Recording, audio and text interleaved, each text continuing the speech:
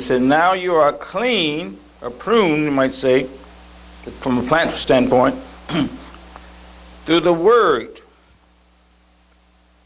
which I have spoken unto you. Now, once again, this is another example of sin, how we have to camp out in the Word of God. Now, in order to do that successfully, we have to have, with the help of God, allowed Him to make us become inwardly more sensitive to His Word. And especially being able to gather from the Word that underlying, embedded, for myself, encoded, spiritual element, spiritual component. That's very important. That's what Jesus says also in the Gospel of John back in chapter 6, right? That His words are spirit and His words are life. And in what the book of James, chapter 1, 20 or 21 or so says that He calls it the engrafted word. And once again, as I said, I call it, to kind of update the terminology a little bit, the encoded word. There's something in there that only your spirit can really appreciate. Oh, my Lord. Your mind can't. And there's some aspects the mind can appreciate too, but not the ultimate reality of what the Word is supposed to bring to pass in our lives. Praying without ceasing. Humbling yourself under the mighty hand of God. That's how you get it done. The diagram again. That's how you'll put yourself, or let yourself be in the care of God and the shaping power of God to bring these things to pass, these things to become a reality in your life. You have to have it as a reality. You cannot read your way to heaven. You cannot hear your way to heaven. Hear the word. You have to what? Do it. Otherwise, he says, what James 1:22 says, you're just deceiving yourself. You're just trying to get away with hearing or reading the Word of God, but not letting it come to pass. You become a living reality in your life. Hebrews 4:12, the Word of God is powerful, sharper than any two-edged sword, able even to divide asunder soul and spirit, and is a discerner of the thoughts and intents of your heart. Let me put it that way. That's what you got to make sure the Word is engaging. You see the depth of your innermost being, where your main decisions are being made. See, there's decisions to be made in your heart. You believe in your heart that God has raised Jesus from the dead. Thou shalt be saved. That's what Romans 10:9.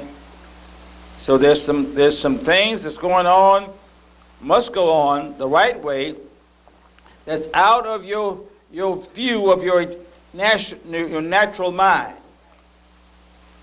See, this is what makes it a narrow way. And only a few are going to find it, Jesus says, right?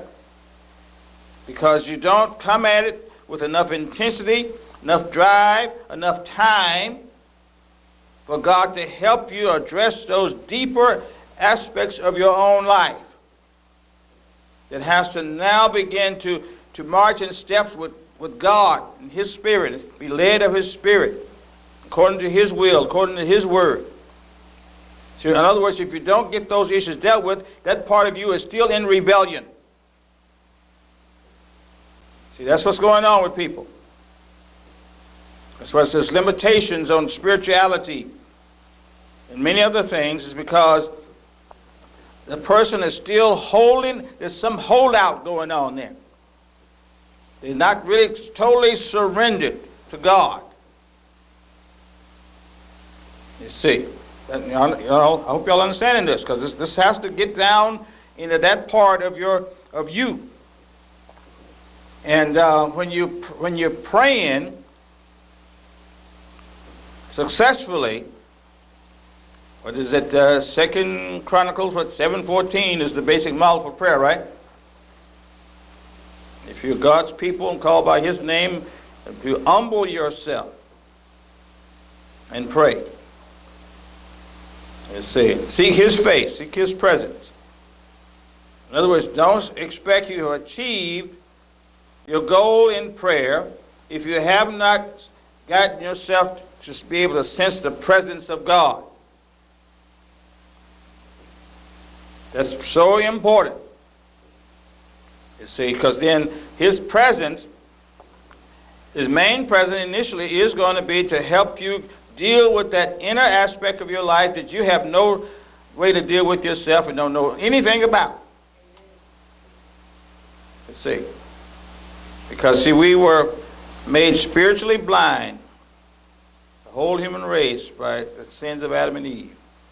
Became spiritually blind, ignorant of spiritual things. You see, but now it can be changed through the power of God, but you got to come to trust in God to do those things that's out of your view.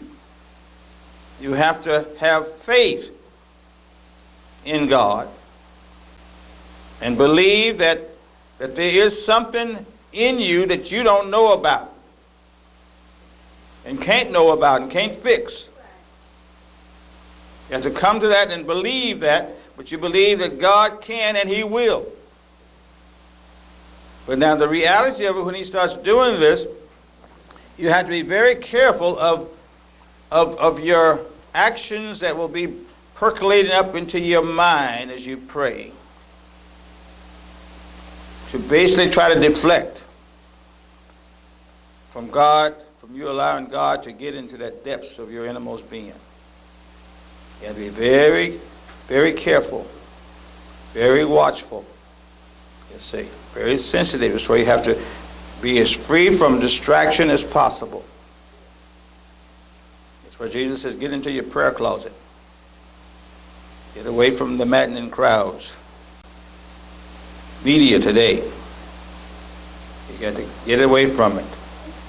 And now you may have to stay away from it a lot longer than maybe you were prepared, but you have to shake that off and say, no matter how long it takes, I want to make sure God has total access to my inner life. Oh God, please come in and do your work, oh God, and help me to overcome myself. It's trying to hold on to something of self. It can be tragic.